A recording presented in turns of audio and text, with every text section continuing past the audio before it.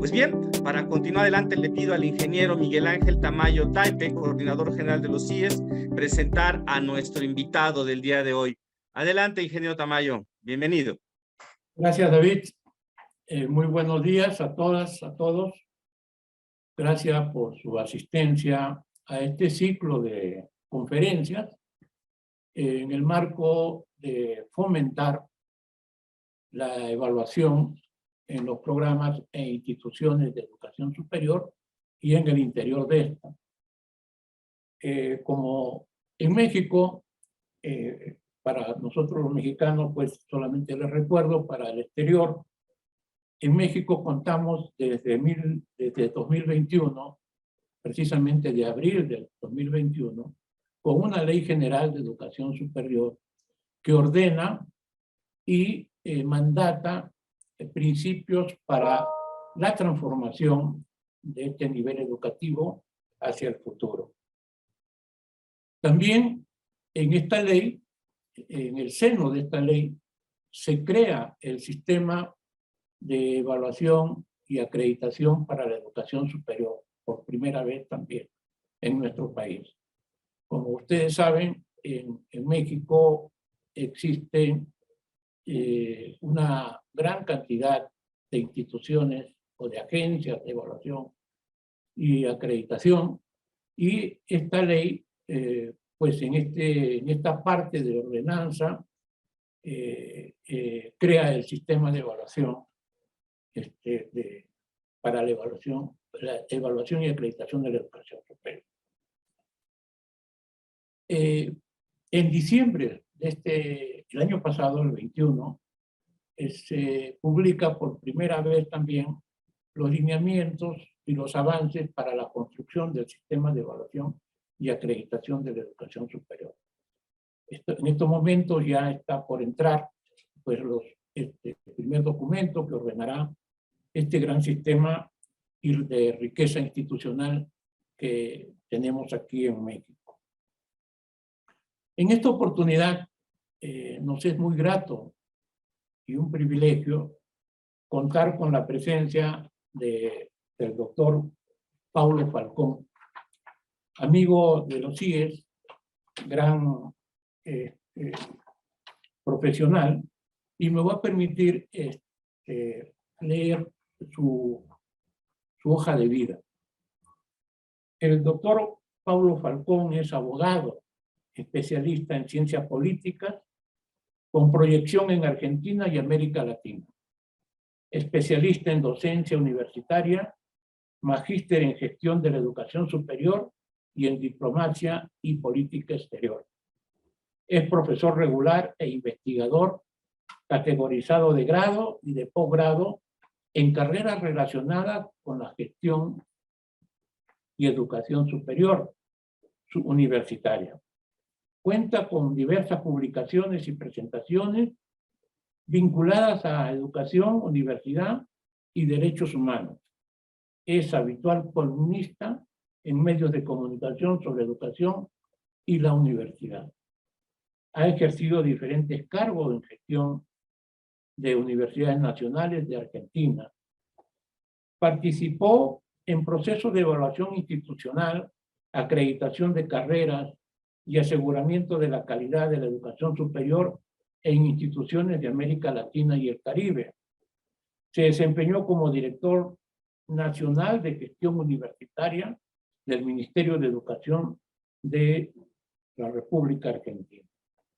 Fue presidente de la Conferencia Internacional de Estados en la que se adoptó el Convenio Regional de Reconocimiento de Estudios y Títulos de Educación Superior. Actualmente integra el Consejo Directivo de la Asociación de Universidades de América Latina y el Caribe para su integración.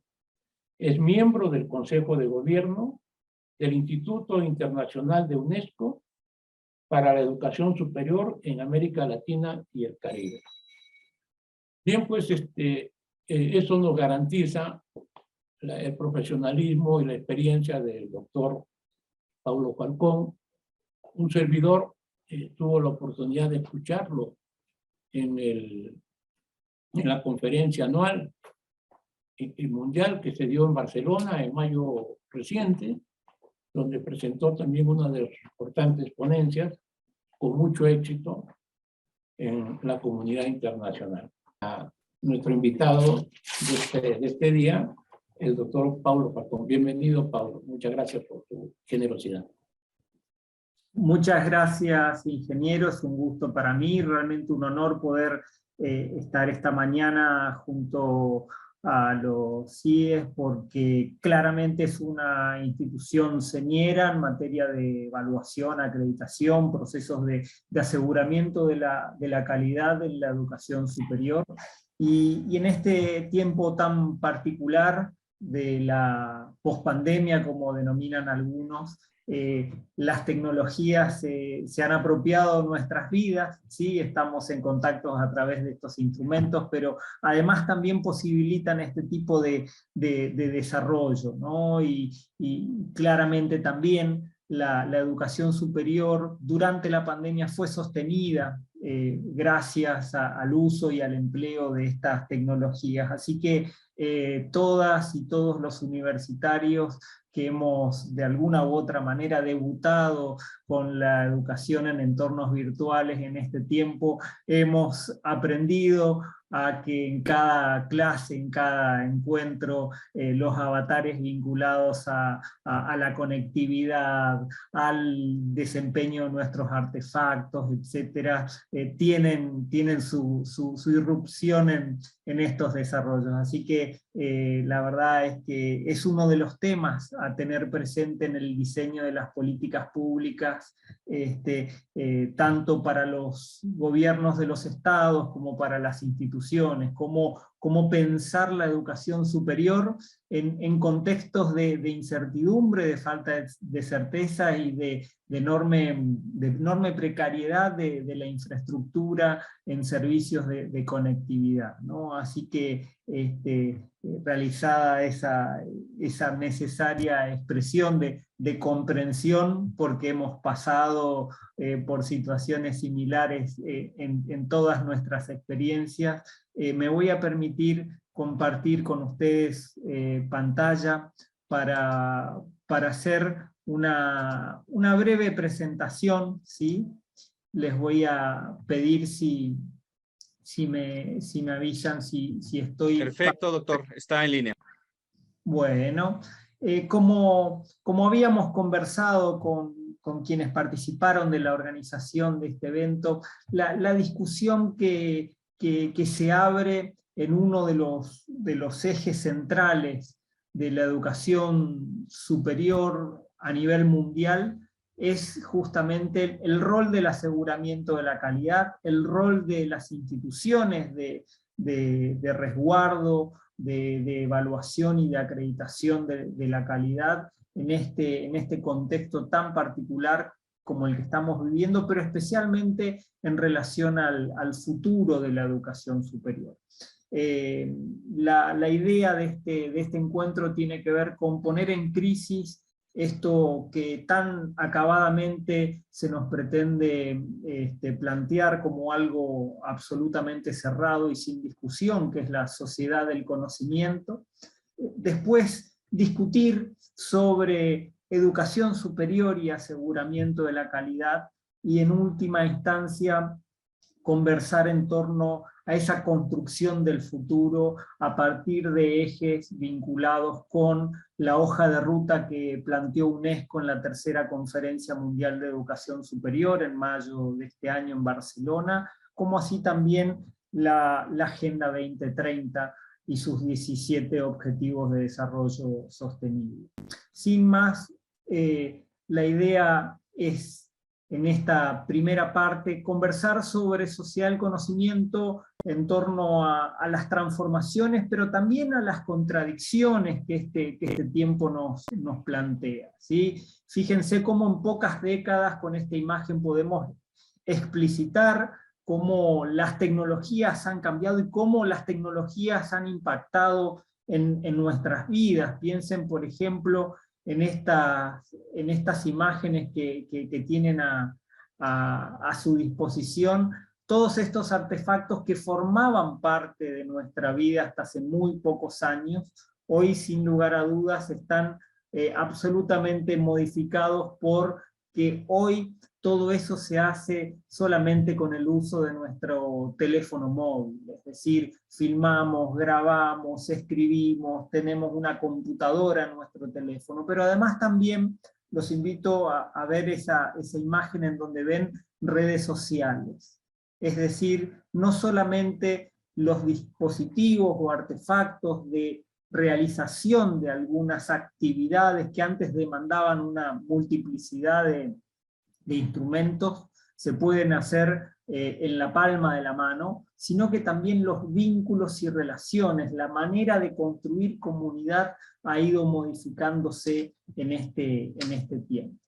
Entonces, esta sociedad del conocimiento en donde las tecnologías aparecen como algo bondadoso, como algo que solamente tiene ventajas y beneficios, me parece que tiene que ser, por lo menos, puesta en duda por las instituciones de educación superior. Y esto lo digo porque nuestra sociedad actual, la sociedad del conocimiento, también es la sociedad de la contaminación, de la devastación forestal, de la pérdida de biodiversidad, del cambio climatológico que ha generado enormes desastres en nuestro planeta, y eso ha implicado cambios drásticos en nuestra sociedad.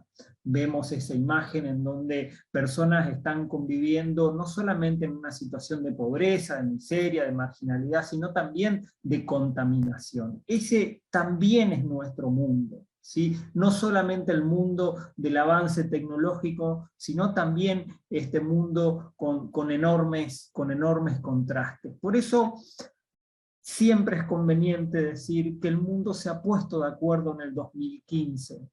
Cuando digo el mundo, digo todos los estados dentro del sistema de Naciones Unidas dijeron: hasta acá llegamos con esta situación de contrastes, necesitamos transformar el mundo, ¿sí? Y esa transformación en un sentido positivo es lo que se nos plantea como la agenda mundial al año 2030. Esta agenda de desarrollo sostenible, sus 17 objetivos, en donde claramente se puede observar que hay una mirada de lo sostenible más allá de aquellas cuestiones ligadas a lo ambiental.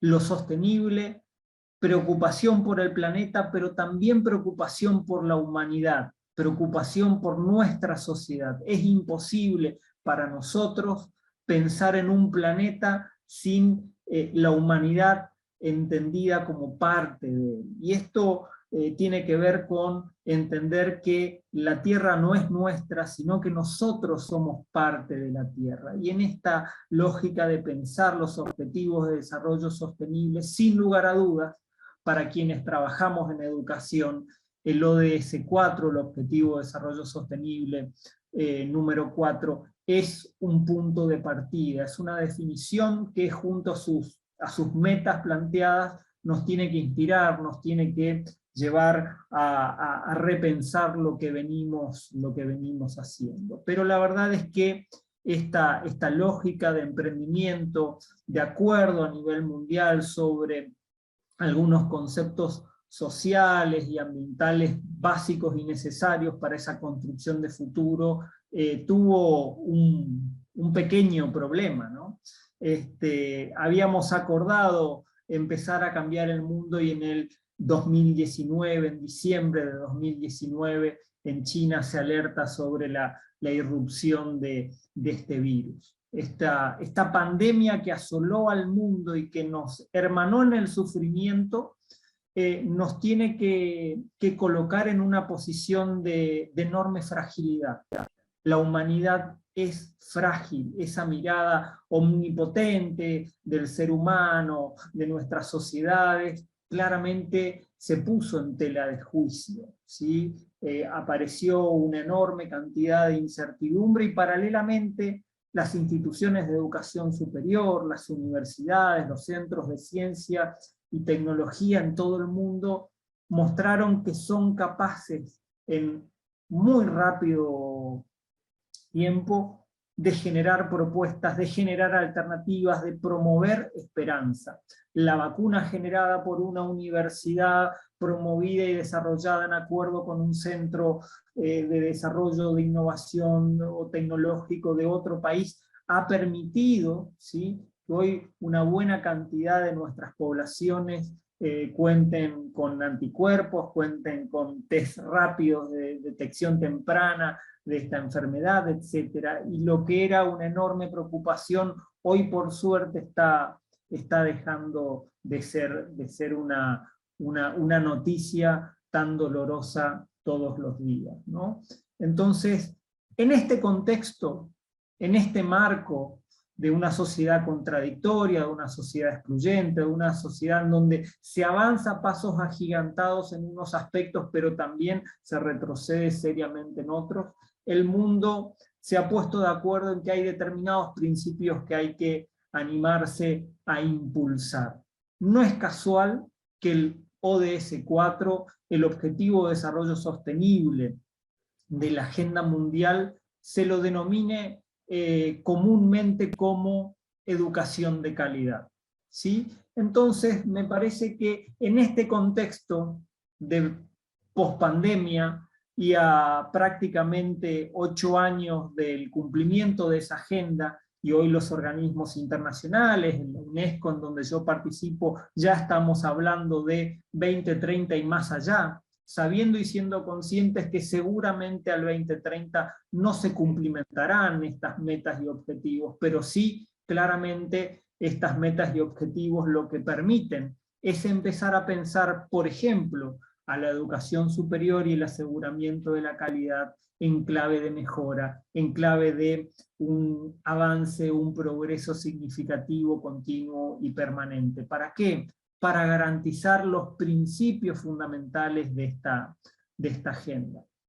Por una cuestión de honestidad intelectual, en una primera instancia a mí me gustaría recordar con ustedes lo que uno entiende por universidad, como para que ustedes sepan desde dónde uno habla y desde dónde uno opina. Y para eso quiero recuperar la mirada más original de nuestra institución, esa mirada congregacional, esa mirada comunitaria de Bolonia, construida desde el impulso de los estudiantes, o bien desde la perspectiva de la Universidad de París, esos profesores con vocación de enseñar, de generar conocimiento, es decir, rescatar que la universidad es ante todo una comunidad convocada en torno al conocimiento, para aprender, para enseñar, para generar conocimiento, para transferir ese conocimiento. Y hoy paradójicamente la sociedad de nuestro tiempo se autodenomina como la sociedad del conocimiento. Entonces, sin lugar a dudas, una institución como la universidad, que se convoca en torno a los saberes, a las destrezas, a las habilidades, tiene una enorme posibilidad de protagonismo en este tiempo. Por eso es fundamental que nosotros trabajemos en la continua discusión de qué implica ser universidad en nuestros días, ¿sí?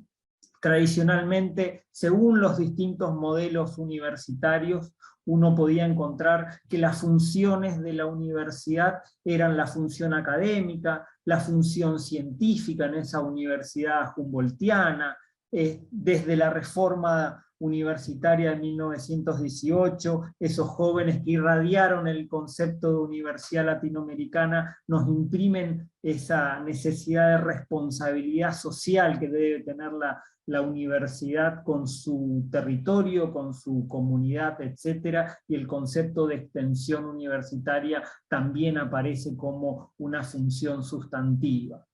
Pero hoy, en este siglo XXI, en una sociedad globalizada, además tenemos que ser conscientes que si la educación básica, la educación obligatoria, construye ciudadanía nacional, construye ciudadanía local, genera derechos e identidades, la educación superior brinda herramientas para la construcción de ciudadanía global.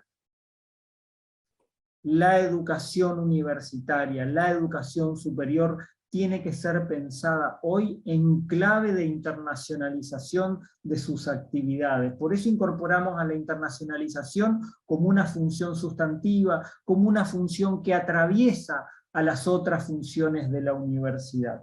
Y esto sin lugar a dudas también, especialmente en América Latina y el Caribe, tenemos que remarcarlo, se debe hacer en un marco de autonomía.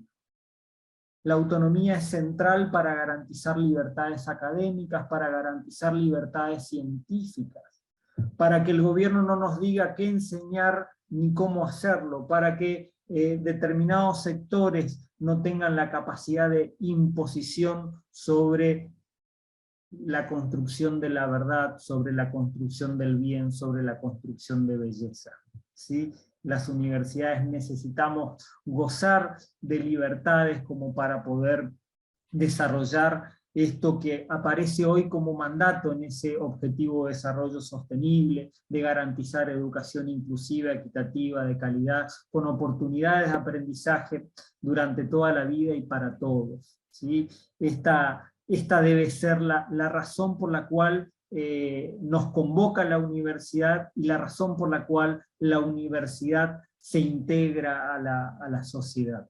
Dicho esto, la discusión en torno a cómo relacionamos este concepto de universidad que tiene prácticamente 1000 años con la necesidad también de asegurar la calidad de lo que hacemos.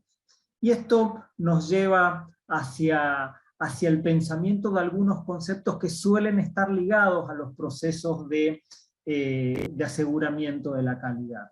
El planeamiento, la evaluación, la acreditación y la calidad misma. Y acá me voy a tomar la licencia de animarnos a pensar que es improbable que nosotros podamos asignar determinado valor, determinada calidad a un objeto, si ese objeto forma parte de un proceso.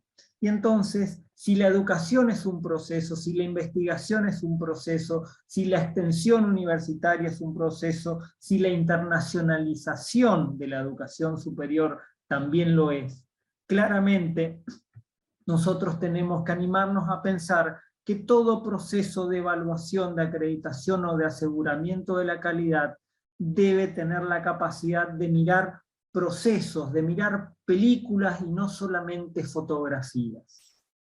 Nosotros no hacemos una mirada instantánea sobre una realidad concreta, sino que tenemos que tener la capacidad de ver a la institución y a sus comunidades, a los sistemas educativos, en un conjunto, en un contexto, pero por sobre todas las cosas como parte de un proceso. Y ahí la necesidad de fortalecer la idea del planeamiento. La educación superior necesita de planeamiento. Los gobiernos necesitan planificar la educación superior, las instituciones necesitan planificar su quehacer, y en todo caso la evaluación se tiene que dar sobre la base de ese planeamiento. Las universidades, desde su autonomía, tienen que tener la capacidad de animarse a pensar cómo se construye el futuro. Los gobiernos tienen que tener la capacidad de traer el futuro al presente y empezar a construirlo. Y esa construcción requiere el instrumento del planeamiento como una hoja de ruta que nos pueda llevar a ese estadio, a ese modelo al cual uno aspira a posicionarse. Y entonces, sin dudas, la discusión en torno a la conceptualización de la educación como un derecho humano, como un bien público social, y obviamente también como una responsabilidad de los estados, nos tiene que llevar también a que los procesos de evaluación y acreditación puedan garantizarle a la sociedad que la sociedad cuenta con instituciones que brindan educación en condiciones de calidad.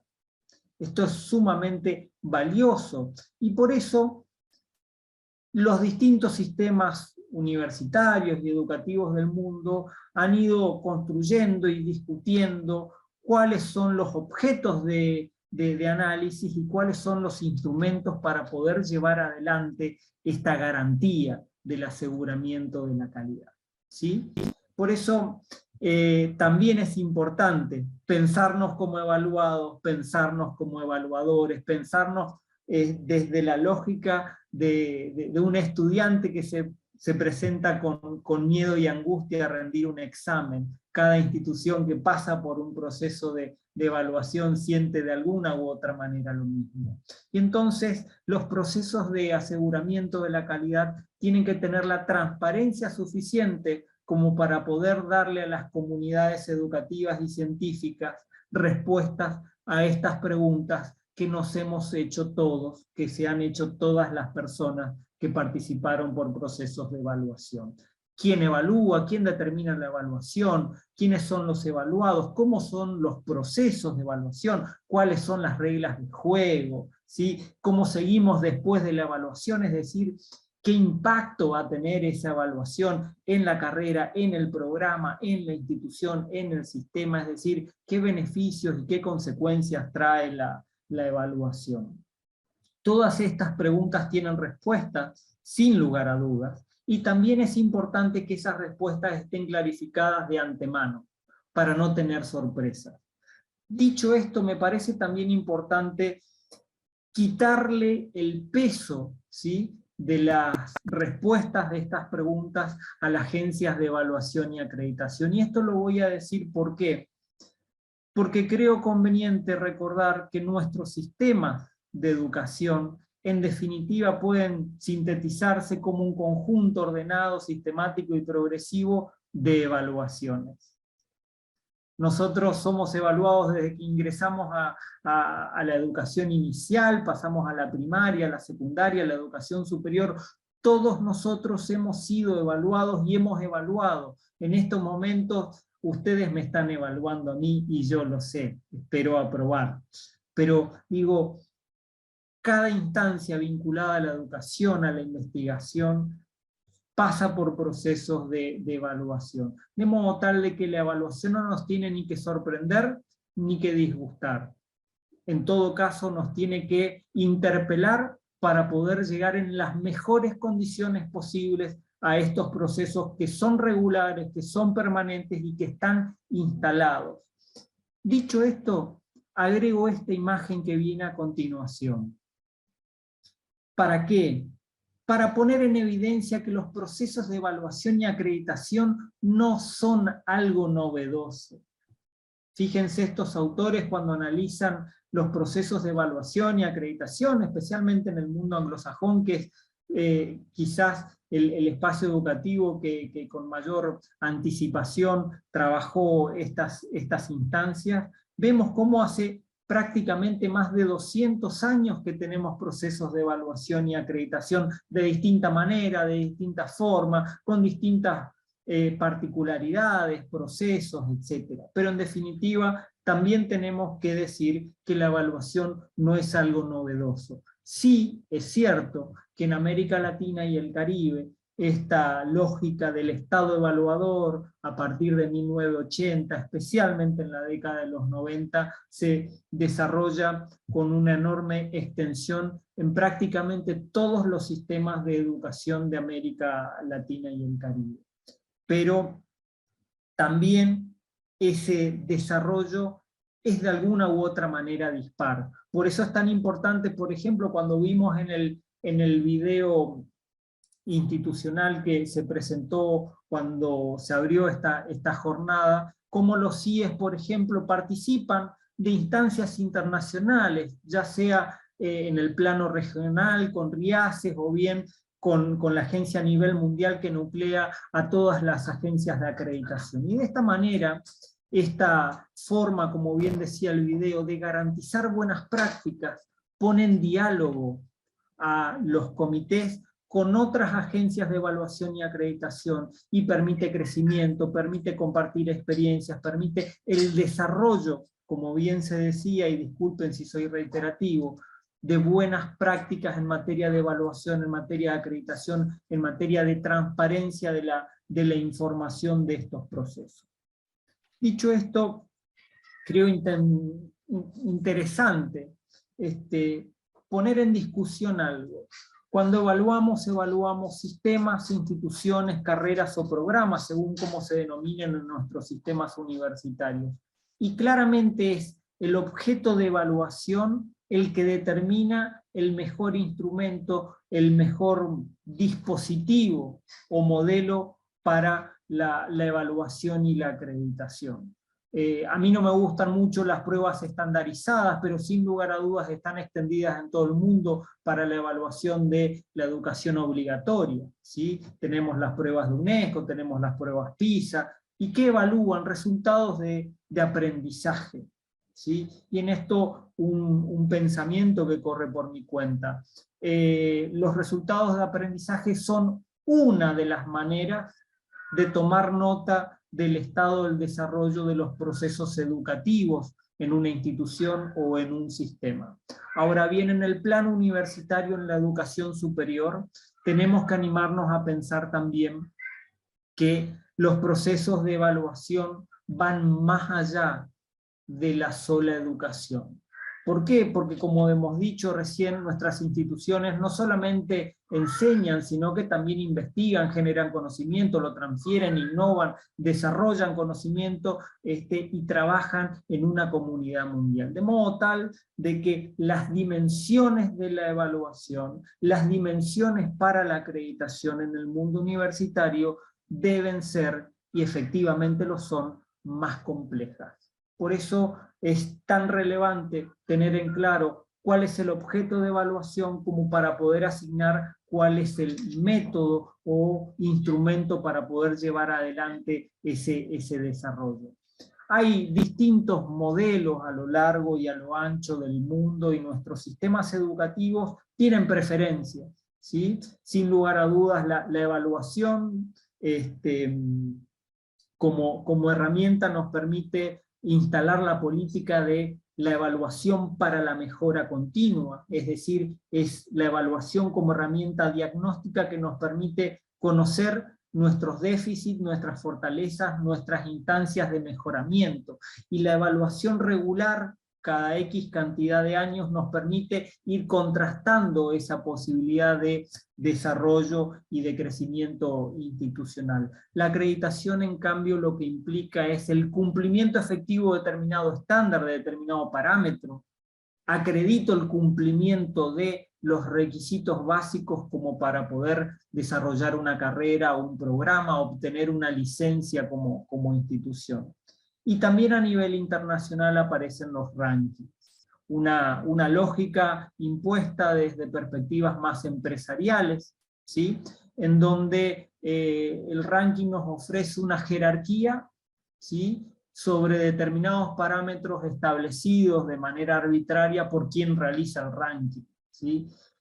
Nuestras universidades, nuestros sistemas universitarios en América Latina y el Caribe suelen tener posturas de rechazo hacia los rankings, pero la verdad es que cuando nuestras instituciones aparecen bien rankeadas, las mismas instituciones que por un lado rechazan el ranking, le dan difusión a ese lugar en el ranking en sus redes sociales, y muestran con orgullo cómo han progresado, ¿sí? De modo tal de que hay una serie de herramientas para poder discutir la evaluación, y que quede claro, cada sistema, en definitiva, va acordando, va discutiendo, va debatiendo cómo y de qué modo, ¿sí? Estas distintas formas de llevar adelante el aseguramiento de la calidad puede ser efectivo. Sin lugar a dudas, la evaluación para el aseguramiento de la calidad, la evaluación para la acreditación de carreras y programas, son las prácticas institucionalmente más frecuentes en nuestra región, ¿sí? Cuando vemos las agencias públicas o privadas, cuando vemos los sistemas nacionales de aseguramiento de la calidad, vamos a encontrar en general estas dos vías de desarrollo para el aseguramiento de la calidad. Entonces, nos resta ahora, creo que estoy en tiempo, animarnos a discutir sobre estas nuevas formas de reinventar el aseguramiento de la calidad. Y acá jugamos con el nombre de la hoja de ruta que presentó UNESCO en mayo de este año, ¿no?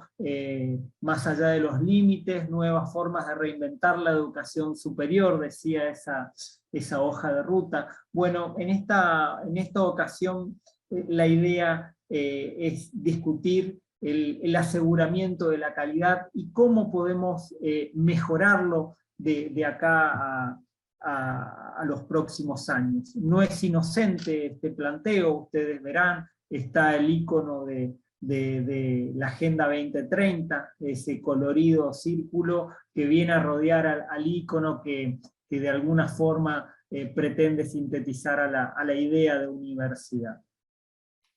Entonces, como hemos dicho al principio, el ODS 4, el Objetivo de Desarrollo Sostenible 4, es para nosotros un punto de partida. Animarnos a pensar a la educación de calidad nos obliga a pensar en el Objetivo de Desarrollo Sostenible número 4 en su integralidad, es decir, la educación inclusiva, equitativa y de calidad, que garantiza oportunidades de aprendizaje para toda la vida, ¿sí? Durante toda la vida y para todos. Esto nos obliga a desmenuzar el concepto y trabajar la idea de inclusión, la idea de equidad, la idea de calidad, la idea de educación a lo largo de la vida y la idea de universalidad. Por eso, sin lugar a dudas, me animo a proponerles ahora a ustedes una serie de consignas, ¿sí? De planteos que corren por mi cuenta, pero que creo que es importante plantearlos en público. El primer planteo es que no hay inclusión ni equidad si la educación no tiene calidad. Es improbable pensar que en la sociedad del conocimiento las personas desposeídas, los sectores sociales con menos recursos, accedan a mala educación y que la mala educación les permita tener acceso a movilidad social ascendente. Eso es improbable. Quienes más necesitan la mejor educación son justamente los sectores más desposeídos. De modo tal de que nosotros tenemos que pensar que inclusión y equidad van de la mano con la idea de calidad. De lo contrario, lo único que hacen nuestros estados es consolidar situaciones de desigualdad y de inequidad social. Porque una mala educación a sectores desposeídos, lo único que hace es consolidar la situación social en la que están. En cambio, si a esos sectores desposeídos yo les brindo una buena educación, esos sectores tienen más probabilidades de construir ciudadanía en esta sociedad del conocimiento. Otra consigna: no hay calidad sin inclusión y equidad. Es improbable pensar en lógicas vinculadas a la calidad como algo de élite. Es improbable pensar en este mundo actual a la calidad como algo de excelencia, de exclusión. La calidad tiene que ir de la mano con la inclusión y la equidad. ¿Esto qué implica? Que los sistemas educativos y las instituciones tienen que pensar en políticas de aseguramiento de la calidad que vayan de la mano con la inclusión efectiva y con políticas de equidad. Esto a su vez nos lleva a la crítica hacia nuestros sistemas educativos que fueron pensados en un momento para la generalidad de nuestra sociedad, pero que hoy, sin lugar a dudas, tienen que animarse a ser replanteados desde una sociedad que no es uniforme, que es diversa, que es plural, que tiene dentro de sí una enorme cantidad de demandas. Entonces, para no discriminar a nadie, yo tengo que tener la capacidad de brindar a todos los colectivos que integran la sociedad el acceso efectivo a la educación. Y ese acceso se tiene que dar de manera inclusiva, pero también equitativa. Y la equidad siempre tiene que ser pensada como un plus para garantizar, por ejemplo, a las mujeres, a las madres, a los sectores que trabajan, a las personas con discapacidad, etcétera, etcétera, etcétera, las condiciones efectivas de poder incorporarse a la educación superior. Y cuando me refiero a la incorporación efectiva, me refiero no a que los estudiantes puedan tener libre ingreso a la educación superior. Eso es muy pobre, es muy básico. Hoy en la sociedad del conocimiento, los estados, las autoridades, las instituciones tienen que estar preocupadas por garantizar el egreso de la educación superior.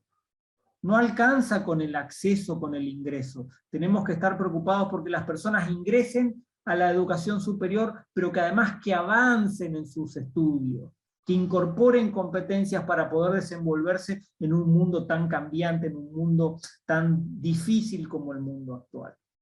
Otra consigna, claramente, no hay posibilidad alguna de una sociedad del conocimiento sin que esa sociedad no pueda garantizar a sus miembros educación de calidad durante toda la vida y para todos. Es decir, esta lógica de pensar a la educación superior no solamente en relación a la franja etaria de 18 a 24 años, sino pensar que hoy muchos de nuestros sistemas educativos tienen como estudiantes a personas que ya tienen una titulación de la educación superior o que necesitan ingresar a la educación superior para reconvertirse laboral o profesionalmente. Lo que nos lleva a pensar que nuestro estudiantado no es un estudiantado solamente de jóvenes, también de adultos. Entonces nuestras instituciones están cambiando en términos de los perfiles del estudiantado. Y obviamente la referencia al todas, a todos, tiene que ver con la universalidad. Animarnos a pensar que hoy en el siglo XXI la sociedad del conocimiento establece que es obligatorio para que una persona pueda tener mayor desarrollo personal pasar por procesos de educación superior. Lo que antes era necesario para la inserción al mundo del trabajo, para la prosecución de estudios, hoy se trasladó a la educación superior. Y seguramente lo que hoy es la educación superior en relación a las expectativas de formación, se va a trasladar también al posgrado en términos de profundización, de especialización, de actualización continua y permanente. Y seguramente ahí vamos a encontrar un diálogo en estos conceptos más tradicionales y más novedosos. El posgrado como una política vinculada al aseguramiento de la garantía de la educación durante toda la vida. Cómo nosotros de manera mucho más flexible podemos llegar a pensar en propuestas que faciliten el acceso a los estudios superiores desde distintas vías. Eso también está planteado en esa hoja de ruta que planteó UNESCO en la tercera Conferencia Mundial de Educación Superior. Ya como para ir terminando, me parece que los procesos provocados por esta Agenda 2030 en 2015, pero también sin lugar a dudas la pandemia vivida en 2020, 2021, nos lleva a repensar lo que somos como universitarias, como universitarios, como instituciones, como agencias de evaluación y acreditación, en cuanto a nuestra organización, nuestro funcionamiento y nuestras maneras de hacer las cosas, ¿sí? Hemos podido funcionar con procesos de aislamiento obligatorio y nuestra educación continuó. Nuestra educación continuó porque la incorporación de tecnologías permitió que se transformara nuestra manera de investigar, de enseñar, de transformar la realidad. Nos hemos transformado a nosotros mismos en este proceso. Por eso esa idea de universidad no puede ser la que esté ligada a la infraestructura edilicia. Por eso me animé a rescatar esa mirada congregacional de la universidad. La universidad pensada como nosotros, como las comunidades que construimos universidad. De modo tal de que, sin lugar a dudas, si cambiaron las formas, si cambiaron las maneras, si incorporamos tecnologías, también tenemos que ser conscientes que debemos cambiar las maneras y los modos de asegurar la calidad. Por lo tanto, debe haber un ajuste en las miradas al contexto, debe haber un reperfilamiento de, del trabajo en relación a los entornos del desarrollo de algunas prácticas, debe haber un cambio y una transformación también en nuestros modelos, en nuestros instrumentos de evaluación, de acreditación, porque claramente las prácticas universitarias se están modificando.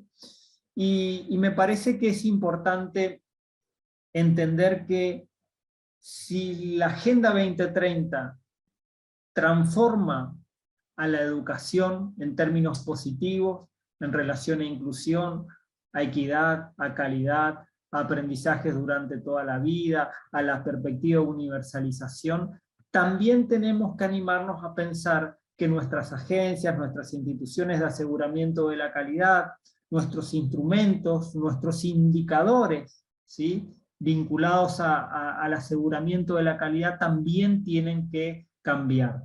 Y esto me parece importante decirlo, y es algo UNESCO, cada 8 de marzo, desde hace un par de años, estamos sacando algún informe vinculado a las cuestiones de género, ¿sí? En algún momento las agencias de calidad deberán ponderar si hay paridad o no, si hay equidad o no en el acceso, en el gobierno de las instituciones, ¿sí?, según el marco de la autonomía de esas instituciones. Digo, ¿hay techo de cristal o no hay techo de cristal? ¿Hay políticas de prevención y de condena hacia las violencias de género o no? Esos son temas que claramente tienen que ser atendidos desde las miradas institucionales, pero también tienen que ser levantados por las agencias de evaluación y acreditación, porque si no son temas relevantes a la hora de la evaluación institucional o la acreditación de programas, hay muchas instituciones que no lo toman como temas de su agenda. Entonces es importante que las agencias incorporen temáticas de vanguardia vinculadas a estos problemas de la sociedad actual, para que las instituciones también se vean obligadas a entender que hacer buena educación universitaria, hacer buena universidad, también es incorporar políticas que tengan que ver con estas medidas de equidad y de corrección de situaciones que son injustas, que son trágicas, que son obviamente condenables en muchos aspectos. Otro de los aspectos que creo conveniente resaltar, y esto es importante para docentes, para estudiantes, para familias, ¿sí?, es muy claro para nosotros entender que no hay buenas universidades con malas carreras. Una buena universidad se va a preocupar porque toda su oferta académica sea buena. De la misma manera que es prácticamente improbable que haya buenas carreras, buenos programas en malas universidades, ¿sí? Esto es importante porque nos obliga quizás también a considerar cómo el todo y las partes juegan entre sí. Y esto tiene que ver con cuál es el foco de atención y de prioridad en materia de aseguramiento de la calidad. Si nos preocupamos en mayor medida porque haya buenas universidades, o concentramos nuestros recursos y atenciones en la evaluación de programas. Sin lugar a dudas, es importante la acreditación de los programas, que las carreras cumplan con los pisos de los estándares, de los requisitos preestablecidos para poder llevar adelante ese proceso de enseñanza y sus titulaciones, pero también es claro y es relevante considerar el rol de las instituciones en la garantía de que esas carreras, que esos programas sean buenos. Y por eso me parece que es importante animarnos a pensar en procesos de aseguramiento de la calidad que sean sostenibles y que estén ligados a la Agenda 2030. es decir, cruzar la agenda universitaria, la agenda de las agencias de evaluación y acreditación con la Agenda 2030 es un desafío de la actualidad. ¿Por qué digo que son estos desafíos? Porque sin lugar a dudas, en la sociedad del conocimiento, el aseguramiento de la calidad, ya sea en términos de evaluación, de acreditación, de transparencia, genera confianza. En definitiva, la labor de los comités, de los CIES, lo que han generado a lo largo de estos más de 30 años de labor es confianza. Las familias, las personas, cuando eligieron una carrera, un programa acreditado, podían confiar porque detrás de esa carrera y un programa había un sello que implicaba un proceso de aseguramiento de la calidad. Eso me parece sumamente valioso, rescatar el concepto de confianza pública. El rol de las agencias, el rol de la evaluación del aseguramiento de la calidad, construyendo confianza. Y esto lo digo de manera absolutamente deliberada y para nada inocente. ¿Por qué lo voy a decir? Porque en este mundo tan globalizado, además de los avances científicos y tecnológicos, además del desarrollo de la educación en entornos virtuales que nos ha permitido sostener la educación, por ejemplo, durante la pandemia, tenemos que decir que, como decía UNESCO en las guías para el aseguramiento de la calidad de la educación transfronteriza ya en 2005, hay instituciones que son fábricas de diplomas. Entonces, la sociedad, nuestras comunidades tienen que saber que la labor de las agencias de evaluación, de las agencias de acreditación como los CIES, son una labor fundamental para que la población sepa que detrás de la institución que elige dónde cursar, dónde desarrollar sus estudios de educación superior, sus estudios universitarios, hay seriedad, hay confianza. Por eso destaco la seriedad, el trabajo dedicado y atento de los CIES y también de otras instituciones de evaluación y acreditación. A lo largo de América Latina y el Caribe tenemos, por ejemplo, a la CONIAU, a CAPES, una serie de instituciones que hacen gala por sostener la mayor rigurosidad en sus tareas de evaluación y acreditación y poder ser transparentes con la información que se produce durante sus procesos de evaluación y acreditación para que la sociedad sepa que hay instituciones que cumplen con estándares de calidad, que cumplen con elevadas condiciones para su funcionamiento. Muchísimas gracias y a disposición para las preguntas y conversaciones que quieran iniciar en este momento. Muchas gracias. Muchas gracias, doctor Falcón, por su apreciable y valiosa información durante esta presentación. Y bien, pues la verdad es que excepcionalmente nos han llegado reconocimientos, agradecimientos y felicitaciones por sus aportaciones a esta transmisión, doctor Falcón. Y bien, nuestro amigo Víctor Manuel Rodríguez Velázquez dice, en un contexto actual, hablando de reinventar, ¿cómo pudiera concluir de manera concreta la forma en que los mecanismos o modelos de evaluación externa para la mejora de la calidad de la educación superior inciden realmente en la mejora, es decir, beneficios tangibles de los indicadores de logro y de gestión de las instituciones de educación superior? Bueno, ahí me parece fundamental recuperar el concepto de planeamiento. Uno tiene que saber cuál es la línea de base para que a partir del planeamiento uno pueda encontrar las medidas a tomar y los resultados de impacto de esas medidas. Y eso nos obliga como instituciones a tener oficinas de aseguramiento de la calidad dentro de nuestra institución, para que el proceso de evaluación externa sea un proceso que, si se quiere, viene a ser un condimento al desarrollo institucional. Lo fundamental es que la universidad tenga un buen diagnóstico de sí misma para poder generar cambios. Y obviamente la decisión de llevar adelante ese planeamiento, ¿no?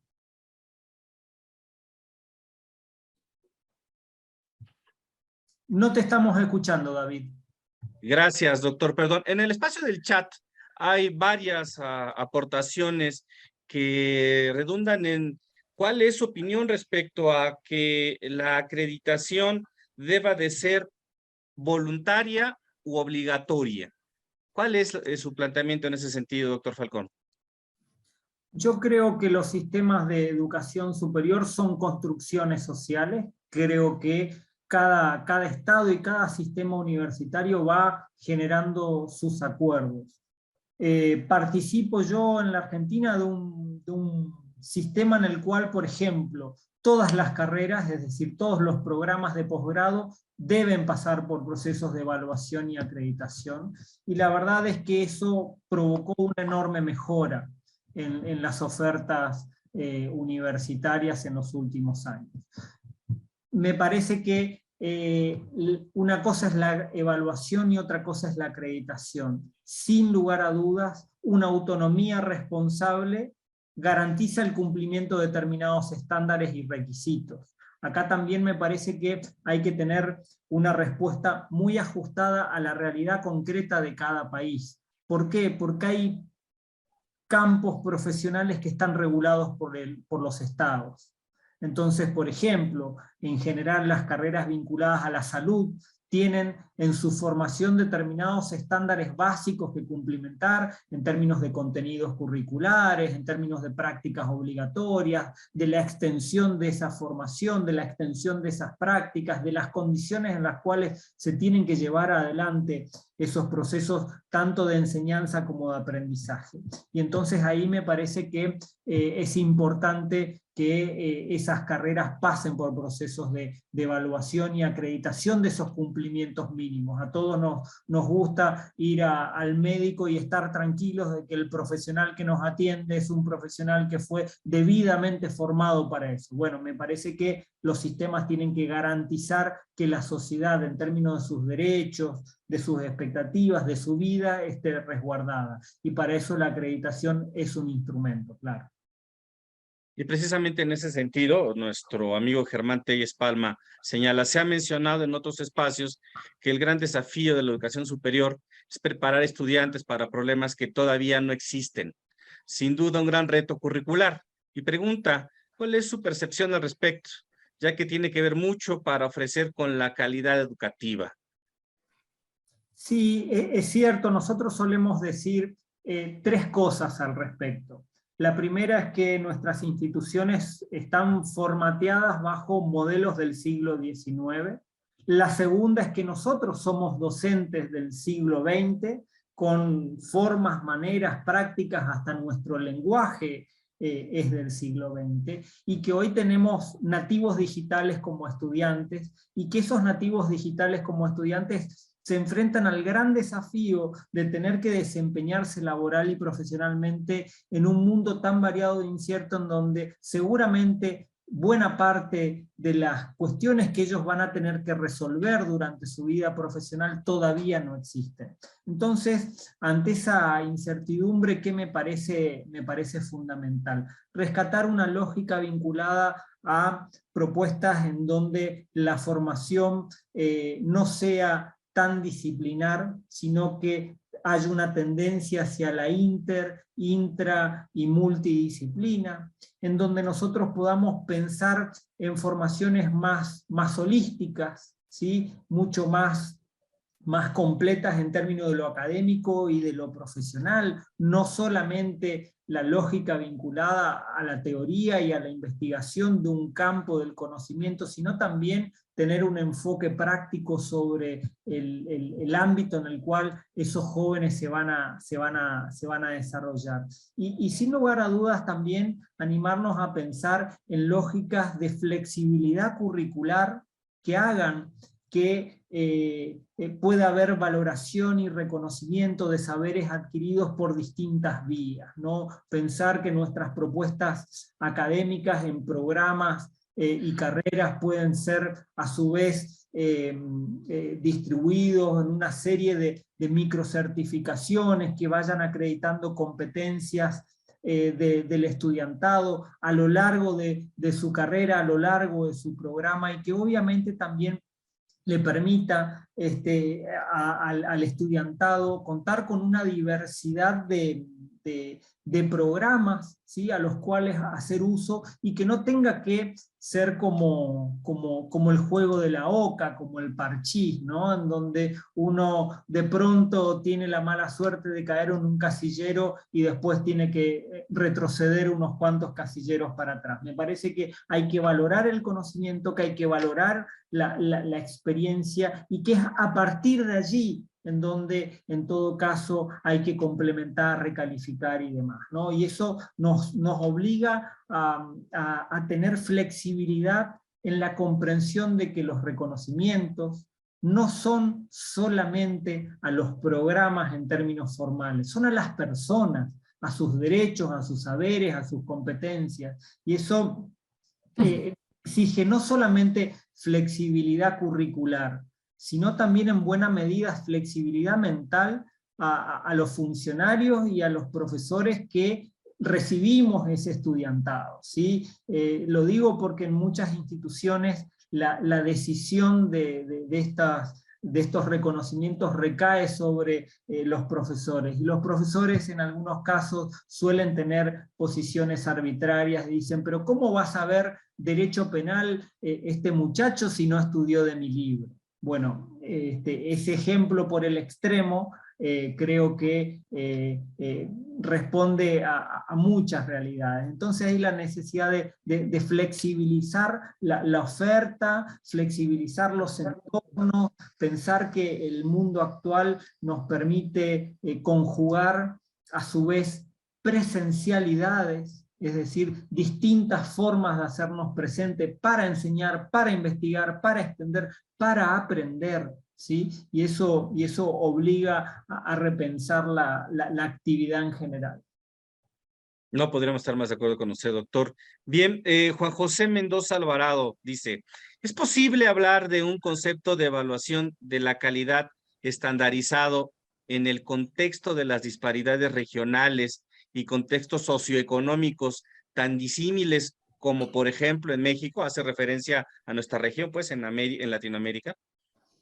Bueno, la verdad es que la situación que expone el colega es una situación muy común en toda la región, ¿sí? Las universidades que están situadas en ciudades cabecera, en ciudades capitales, que tienen acceso a determinados bienes y servicios públicos, están en una posición distinta a aquellas instituciones que están alejadas de centros que tienen tanto desarrollo, ¿no? Y esa disparidad no solamente se ve reflejada en la educación, sino que se ve reflejada en muchos aspectos. Por eso me parece importante que la calidad tiene que ser pensada en clave de contexto, en clave de contexto regional, de contexto temporal, pero también especialmente de contexto institucional, ¿sí? La herramienta de la autoevaluación como instrumento que permite poner en discusión y en valor la evaluación por la propia comunidad es la línea de base que hay que trabajar en clave de mejora. Por eso uno puede tener determinadas formas y maneras que sean comunes, como para no discriminar a nadie, pero también claramente la mirada de la evaluación debe atender las condiciones y particularidades de cada caso. Siempre pensando en que hay condiciones de calidad que no pueden estar en discusión. Por ejemplo, en el caso que yo di, voy al médico, quiero que el profesional que me va a atender tenga competencias como para poder hacerlo correctamente, hay determinadas situaciones que no pueden estar en discusión. Gracias, doctor. Y ver un par de preguntas antes de regresar el uso de la voz al ingeniero Miguel Ángel Tamayo. Un asistente anónimo señala un sistema nacional de aseguramiento de la calidad superior. ¿Con qué periodicidad deberá de realizar sus actualizaciones para decir que son pertinentes dichas evaluaciones y que garantizan una correcta evaluación de la calidad de la educación de las instituciones de educación superior? Adelante, doctor. Sí, mire, en relación a eso, los sistemas educativos varían mucho en el mundo en términos de frecuencia de las evaluaciones. Hay procesos que están en general ligados a la duración de los programas, ¿sí? Entonces hay procesos institucionales de evaluación que se hacen cada 5, cada 6 años, hay propuestas vinculadas a una frecuencia de cada 3 años, ¿sí? En relación a las evaluaciones a carreras, programas o instituciones, de modo tal de que no hay uniformidad en cuanto a eso. Sí me parece que es importante que el lapso entre evaluación y evaluación permita que la institución pueda trabajar en la mejora y que pueda demostrar impacto de esas políticas de mejora, para que en la siguiente evaluación uno pueda acreditar que ha tomado nota del proceso de evaluación y que ha revertido determinados déficits, ha fortalecido algunos aspectos saludables, etc. Y ahí creo que, en definitiva, la frecuencia, la duración, siempre surge de determinados acuerdos, ¿sí? Que pueden ser legislativos o reglamentarios, pero que además también tienen que ser uniformes para todos. Es decir, si acordamos que son las evaluaciones cada 5 años, son cada 5 años para todos. Si son cada 3 años, cada 3 años para todos. De modo tal de que haya también una igualdad en el trato hacia todas las instituciones. Gracias, doctor. Y bueno, finalmente nuestra amiga Norma Villegas señala, ¿cuál sería el mecanismo para que los resultados de la evaluación y acreditación se vinculen directamente con las políticas públicas para que el cierre de brechas entre las propias instituciones de educación superior? No, ahí es importante que los estados planifiquen la educación superior. Es improbable pensar en políticas públicas serias y responsables si no hay planeamiento de la educación superior, si no hay un trabajo de prospectiva de la educación superior. Es decir, yo tengo que pensar que necesito conocer mi demanda social, mi demanda laboral, mi demanda profesional, los nuevos espacios de campos profesionales, económicos, industriales que puede llegar a haber o que va a haber dentro de determinado territorio, dentro de determinado contexto o comunidad, y a partir de allí tengo que generar política pública, con las instituciones que están o con instituciones nuevas, en el caso de ausencia o de vacancia, ¿sí? Sepamos también que siempre es mucho más sencillo trabajar con instituciones que ya están creadas que generar una nueva institución. Ahora bien, si se demanda plantear la creación de una nueva institución, esa nueva institución tiene que garantizar condiciones de inclusión, equidad y calidad. Y ahí voy a insistir con los conceptos de la conferencia. No hay inclusión si no hay calidad. Entonces, ahí me parece fundamental que todos estos procesos vinculados a cómo pensar la prospectiva y el planeamiento vayan de la mano a la conjugación de estos conceptos. Gracias, doctor. Pues el tiempo tirano no nos da posibilidad de seguir respondiendo más preguntas, pero mire, voy a aprovechar porque nuestro amigo Filemón Nava nos decía que no le transmitimos su pregunta. La última, antes de dar espacio al ingeniero Tamayo. ¿La calidad estaría sujeta a qué tan competitivos son los egresados de la universidad? ¿Cómo diseñar programas globales que hagan competitivos a esos alumnos? Gracias, doctor.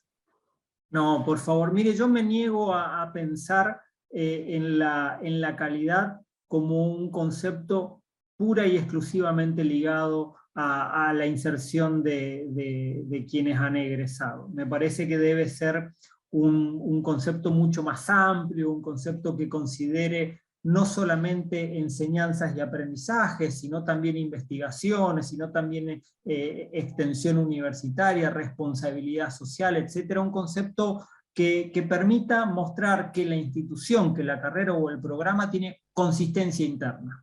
Y esa consistencia interna tiene que ver con el desarrollo de esas 4 funciones que hemos marcado como sustantiva.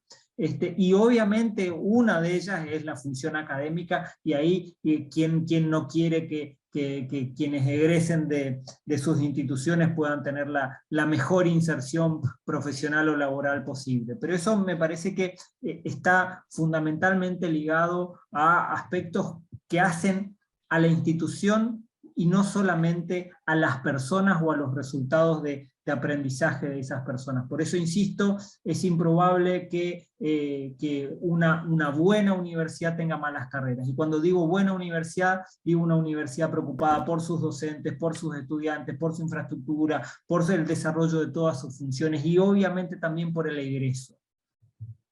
Muchas gracias, doctor. Pues agradecemos la participación de todos. Hay muchas preguntas que se han quedado. Y seguramente tendremos la oportunidad de... David, si te parece, yo te pido que me pasen las preguntas. Claro que sí. Y yo les respondo de modo particular a los correos electrónicos de las personas, cosa de que todas y todos los que han participado puedan tener su respuesta. Gracias, doctor. Pues mire, seguro, o sea, las vamos a hacer llegar, pero aprovecho su ofrecimiento para también tener la posibilidad de tener otro encuentro más donde podamos atender planteamientos de esta naturaleza. Muchas gracias, doctor. Y bien, regreso entonces el uso de la voz a nuestro coordinador general, el ingeniero Miguel Ángel Tamayo. Adelante, ingeniero. Gracias, Pablo. Pues muy enriquecedora tu presentación. Hemos tomado nota, particularmente un servidor. Nos ayuda a esta tarea que tenemos los CIES de fomentar la función de evaluación, tanto al interior de las instituciones, como tú bien también lo mencionas, como en la evaluación externa, para contrastar precisamente y objetivamente los avances. Me resultó muy interesante tu presentación al vincular los principios de calidad a los objetivos del desarrollo sustentable, ¿no? Creo que está muy claro allí, ¿no? Y de ahí se deriva esta hoja de ruta que plantea la UNESCO, que inclusive con el atrevimiento de decir más allá de los límites. Bien, y también quiero comentar con nuestros compañeros, colegas connacionales, que estos principios que se plantean en la hoja de ruta prácticamente también lo tenemos ya instrumentado como política en la Ley General de Educación Superior que se publicó, pues como decía yo, en el 2021, en abril, por lo cual les exhorto a tener siempre a la mano la ley y particularmente, ¿no? Yo estaba, mientras dabas tu ponencia, inmediatamente recurrí a los artículos 7 al 10, que marcan los criterios, políticas y fines de la educación superior en México. Eso es lo que tienen que hacer las instituciones de educación superior y el propio gobierno. Aquí nos queda la tarea para las acreditadoras de cómo acompañar a las instituciones en esos procesos de cambio, en esos procesos de transformación, y que muchas veces tiene que ver con las misiones institucionales, ¿no? Cómo los acompañamos a ellos, pero no solamente en una actitud pasiva, sino también ayudándolos a que esos cambios se hagan dentro de un marco coherente, dentro de un marco eficiente y que apunten hacia sus propios objetivos y su propia planeación, como tú bien lo has mencionado. Yo quisiera aprovechar, Pablo, si me permite, decir que en los CIES prácticamente este año nos hemos abocado a hacer un nuevo marco de evaluación para las instituciones de educación superior y para los programas. Porque también estos marcos tienen que ir cambiando al ritmo tan rápido como está pasando los acontecimientos mundiales. Y este nuevo marco de evaluación que nosotros estamos ya terminando, considera precisamente esos aspectos de sustentabilidad, como bien lo dices, que no solamente es el cuidado del planeta, sino también como un aspecto desafiante para la supervivencia de la humanidad, ¿no? También estamos viendo la sostenibilidad, porque muchas instituciones tienen que garantizar su sostenibilidad en el tiempo a través de eso que tú también llamas la planeación.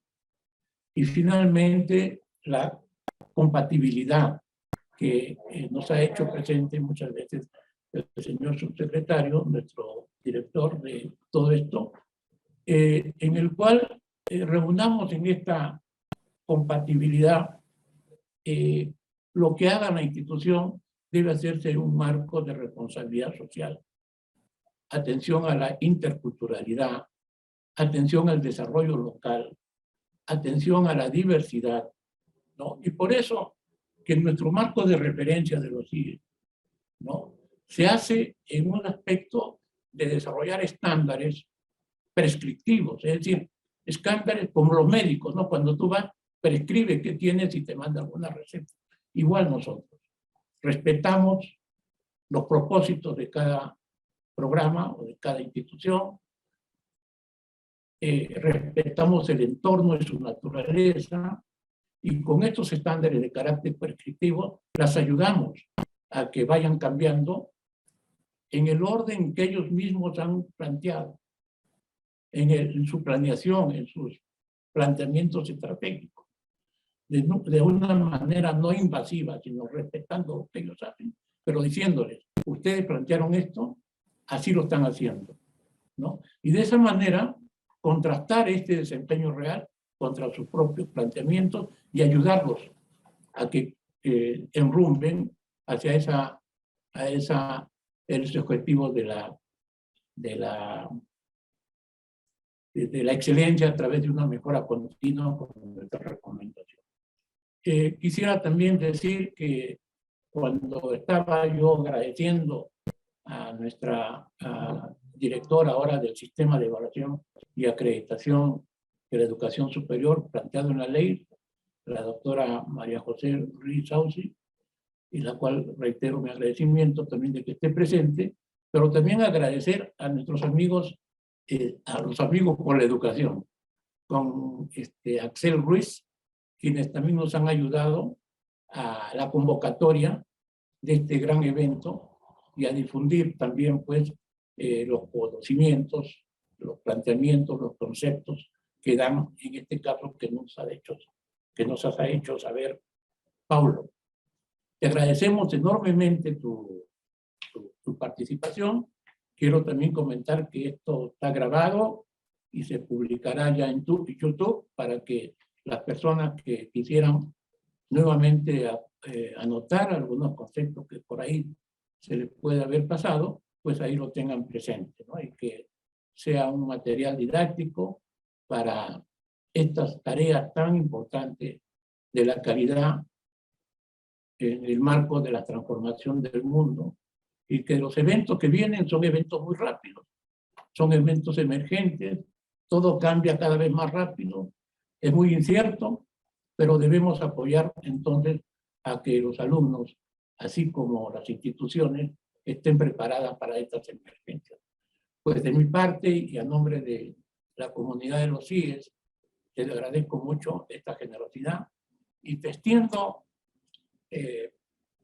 con mucha alegría y entusiasmo este reconocimiento. Los comités interinstitucionales para la evaluación de la educación superior otorgan el presente reconocimiento al doctor Paulo Falcón por su valiosa participación y aportación al webinar El rol de la calidad en el futuro de la educación superior, celebrado en la Ciudad de México, bueno, desde allá de Argentina, convocado desde México, el día de hoy, 11 de agosto de 2022, lo firma un servidor, Miguel Ángel Tamayo. Muchas felicidades y nuevamente, muchas gracias, Pablo.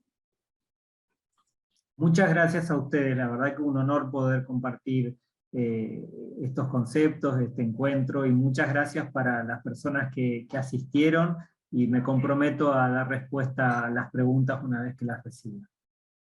Muchas gracias, doctor Falcón. Y bien, gracias a todas las personas que estuvieron participando en esta transmisión. Gracias por sus felicitaciones, por sus comentarios, por sus aportaciones, por el tiempo destinado a esta sesión. Y como lo mencionaba el ingeniero Miguel Ángel Tamayo Taipe, esta sesión está siendo grabada y quedará registrada en nuestro canal de YouTube, donde ustedes la podrán encontrar a partir de un par de horas seguramente. Les pido también que nos sigan en nuestras redes sociales, YouTube, Twitter y Facebook. Los invitamos para que participen a nuestra siguiente sesión, que será transmitida el 30 de agosto, dentro de unas 3 semanas aproximadamente. Y bueno, reciban todos ustedes un fuerte abrazo desde la Ciudad de México. Que tengan un extraordinario día. Muchas gracias. Saludos a todos. Hasta la próxima.